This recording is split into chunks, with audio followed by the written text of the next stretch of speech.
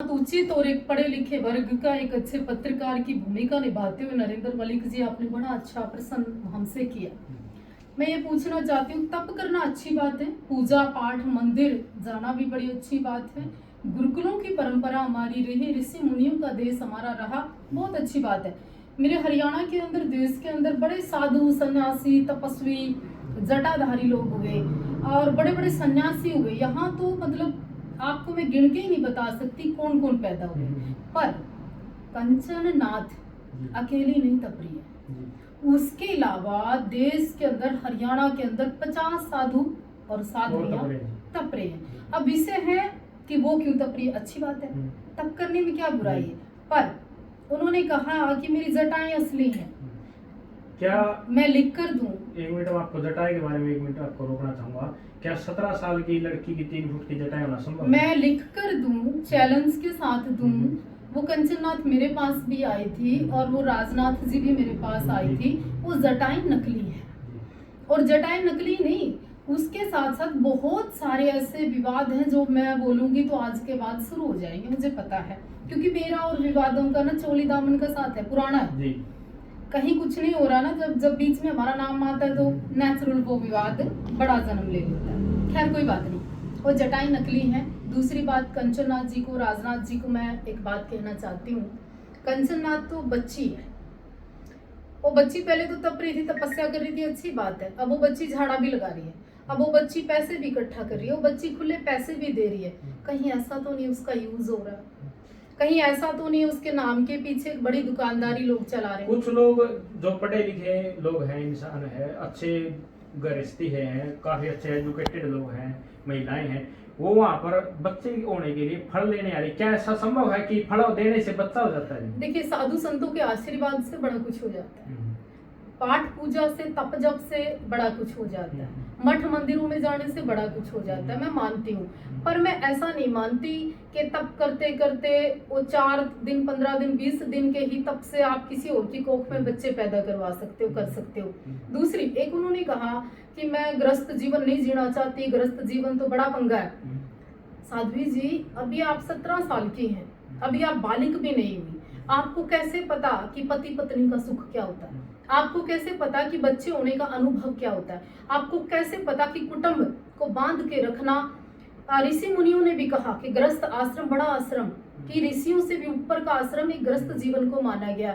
आप तो इसको भी चैलेंज कर रही हैं कि नहीं, आप कह रही हैं एक छोटी सी बच्ची और आई उनके पास 18-19 साल की, 18 से 19 साल की, वो कह रही मैं इसकी चेली बनूंगी जी। अरे गुरु की उम्र तो भी 17 भी नहीं हुई और वो कहती चेली की उम्र 19 साल, वो भी ऐसे। तो कितनी बच्चियां इंस्टाग्राम पे आपकी रीलें देखेंगी और आप सबके कान फाड़ दोगे, और कान अगर फाड़ दोगे और आप साधु बना दोगे। देखिए, वायरल होने से घर नहीं चलता। कान जो फाड़े जाते हैं, जिसके अंदर कहते हैं हमारे नाथ संप्रदाय के अंदर एक चीरा लगाया जाता है, तो चीरा लगाना जितना असंभव है हर किसी को मतलब साधु बना। देखिए, ये बड़ा व्यक्तिगत और बड़ा जहरीला और बड़ा सवाल है। इस सवाल पे जाना और इस मर्यादा में रहना बच्चों का खेल नहीं है। और आपको मैं एक बात और बताऊं मीडिया के माध्यम से, कि वायरल होने से 2 दिन यहाँ राम रहीम भी वायरल हुआ, यहाँ रामपाल भी वायरल हुआ, यहाँ आसाराम बापू भी वायरल हुआ, यहाँ पर अभी कुंभ के अंदर 15 साध्वी और 5-4 साधु भी वायरल हुए। कहाँ है, कहाँ है? गायब है। सोशल मीडिया की इनकम से घर नहीं चलता। सोशल मीडिया, यूट्यूब पे चैनल बनाने से, 5-4 ये व्यू इकट्ठे करने से या बहुत ज्यादा रीलें इकट्ठी करने से काम नहीं चलेगा। तपस्वी तो देखो जी बहुत हुए हमारे, जैसे भल्लेगिरी जी महाराज हैं, काफी पुराने जो तपस्वियों में से संत भल्लेगिरी जी महाराज हो गए, संत दीपक नाथ जी हो गए, कलायत के पास कई संत तप रहे हैं, आपके हिसार में कई संत तप रहे हैं, और सर्दी और गर्मी कई संत तपते हैं, हम उनकी पाँव की मिट्टी भी नहीं है। तो ये जो आपके ढाकल गांव में हो रहा है ना, वेरी फ्रॉड, एक बड़ा बाबंडर, आडंबर, और एक लोगों को गुमराह करना। औरतें नाच रही हैं और डांस वायरल हो रहा है, लोग कह रहे हैं कि देखो औरतें कैसे नाच रही हैं। सर जी, मैं आपको एक मिनट रोकना चाहूंगा। क्या कोई भी आप तपते हो या फिर कोई भी साधु या संत तपता है, हाँ, कोई भी साधु या संत तपता है जी, तपस्या करता है, तो उसके पास में ऐसे कीर्तन और भजन जैसे नाचना क्या अच्छा है? नहीं, भजन करिए, सुमरन करिए, आप गुरुद्वारे जाइए, कभी देखिए उनकी सत्संग की प्रक्रिया, देखिए उनके नाम सिमरन करने की प्रक्रिया। ये थोड़ी है कि आप 2-2 फीट सांग की तरह कूद रहे हो। ये थोड़ी है कि आप वहां पर इतना शोर शराबा मचा रहे हो, ये थोड़ी है कि आप इतना आडंबर कर रहे हो। देखिए मैं उसकी, आप लोग कहेंगे नीचे साध्वी वायरल होगी तो आपको जेलसी हो रही है। भैया मैं तो कोई इससे ज्यादा वायरल हो जाऊँ, पर वायरल होने से किसी बच्ची का फ्यूचर सुरक्षित नहीं है। और कानून नाम की अगर कोई चीज है ना, वो 17 साल की है, नाबालिग है, उसके ऊपर कार्रवाई बन सकती है, उसके गुरु के ऊपर। कानून क्यों नहीं कार्रवाई कर रहा है जी? 18 साल से पहले अगर लड़की हम शादी कर देते तो उसके अंदर कानून झट से कार्रवाई करता है, लेकिन अब कहाँ गया जी कानून? बिल्कुल इसके ऊपर संज्ञान लेना चाहिए, वहाँ के सरपंच को जानना चाहिए, वहाँ के एरिया के लोगों को देखना चाहिए। और इस तरह से बच्चियाँ हमारी किस चीज से प्रभावित होंगी?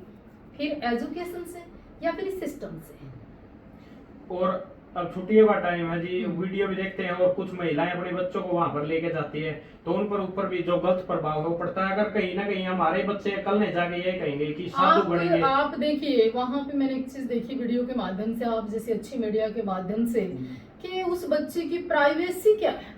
वो नहा रही है, पुरुष लोग उसको नहला रहे हैं। एक बच्ची को कैसे आप सबके बीच में नहला सकते हैं? कंजरनाथ जा रही है, सेब उठा के मुस्कुराती है, उसको किस तरह से दिखा रहे हैं। फिर वो बाथरूम भी जाती होगी, पर्सनल उसका अपना भी व्यक्तित्व जीवन है, वो बड़ी होने लग रही है। तो राजनाथ को नहीं चाहिए कि वो अपनी बेटी जैसी है, उसका ध्यान, उसकी प्राइवेसी, उसकी सिक्योरिटी रखनी चाहिए। और वहां पे क्या सिक्योरिटी है?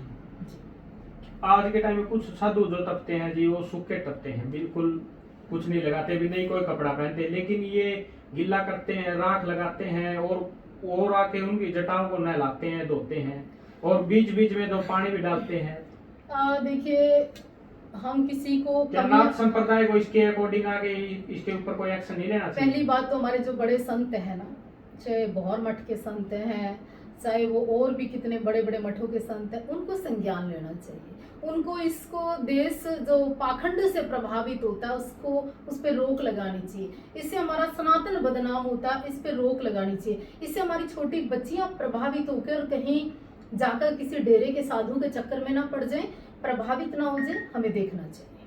क्या